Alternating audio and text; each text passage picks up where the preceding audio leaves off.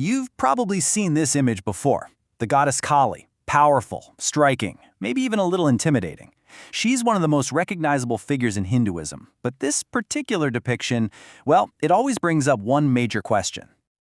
Exactly. It's the first thing your eyes go to, right? Why is she standing on the body of Lord Shiva? Is this some kind of victory pose? An act of dominance? Well, today we're going to pull back the curtain on this and uncover a meaning that is so much deeper than you might think. And what's fascinating is it's not even just one single image. There are actually variations. You've got Dakshina Kali with her right foot forward. She's more commonly worshipped by families. But then there's Vama Kali with her left foot forward, and she's seen as way more fearsome. That tiny detail, it's a clue that there's a whole lot of symbolism going on here. And to really get it, we have to start with the story. And believe me, it is quite a story. This whole scene, it's not the beginning of a fight. It's actually the dramatic end of a divine rampage that almost destroyed the entire universe. So, picture this. The scene is a battlefield. Kali has just single-handedly wiped out a whole army of demons. She saved the cosmos. The war is over. The good guys have won.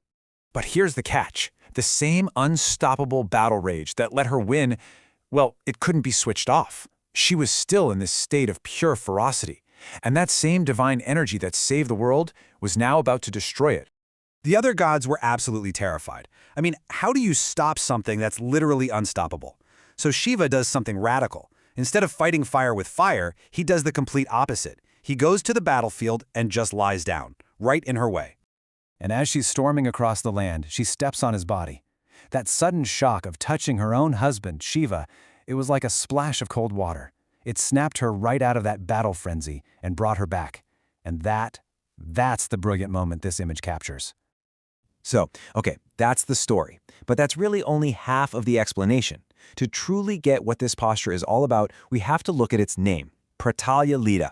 It's a very specific term with a very specific meaning, and you know what? It has absolutely nothing to do with rage. So get this, Pratalya Lideha is actually the technical term for an archer's stance. Just imagine a hunter, totally poised to shoot an arrow. Their right knee is bent, left leg is forward, giving them perfect stability. See, this isn't a posture of rage or victory, it's a posture of intense focus and preparation. And in Hindu scriptures, this stance is the absolute symbol of unwavering concentration. I mean, we're talking about Kamdev, the god of attraction, holding this pose for ages, just waiting for that one perfect moment to let his arrow fly. And if you think that's incredible, get this. Lord Shiva himself held this very same posture for 100,000 years to gather the power he needed to destroy the Tripura demons. Just try to feel that for a second.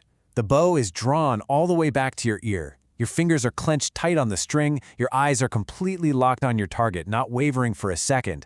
Every single muscle is tensed, ready for that massive burst of effort. That is the energy of Pratyalita. So here's the big takeaway. When you see Kali in this stance, you're not supposed to see a foot trampling someone. You're meant to see a symbol of absolute, pure, unbreakable focus, a state of total and complete readiness. And this, right here, changes everything. It allows us to look at that whole image again, not as a symbol of dominance, but as a symbol of profound dedication and readiness. So let's go back to our big question from the beginning. Now that we know about the archer's stance, is she dominating Shiva? Is this about having power over him? The answer is a clear, resounding no. By holding this Pratyalita posture, she isn't celebrating a victory. She's not putting anyone down. She's making a powerful declaration to the universe. She is ready.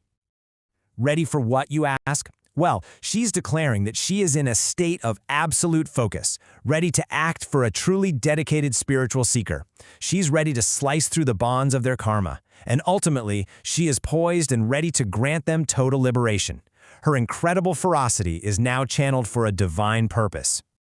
Now you can imagine what this means for anyone who chooses to follow her path. Her state of readiness demands an equal readiness from her followers. And let me tell you, this path is definitely not for the faint of heart. The source texts are super clear about this. This path isn't for weaklings. A seeker has to be ready to face literally any obstacle that comes their way. It demands this incredible inner serenity, because even the slightest distraction, one stray thought, can have fatal results. You're dealing with unimaginable energy here, which is why having a qualified master to guide you is non-negotiable. You know, there's this ancient verse from the Katha Upanishad that just perfectly captures the intensity of this journey. First in the original Sanskrit, and then we'll check out the translation. It goes, Kshurasya dara nishita duratyaya durgam patha stat kavoyo vadanti. The wise say the path is difficult to cross, like the sharp edge of a razor. Wow. I mean, just think about that for a second. That's the level of balance, courage, and focus you need to walk the path of Kali. One tiny slip, and the consequences are severe. And that's why, because of this sheer intensity, because of the unwavering devotion it demands, this path is truly meant for only a very, very select few qualified people. So we've come full circle. An image that looks like it's all about untamed rage and dominance is actually a profound lesson in unshakable focus and readiness.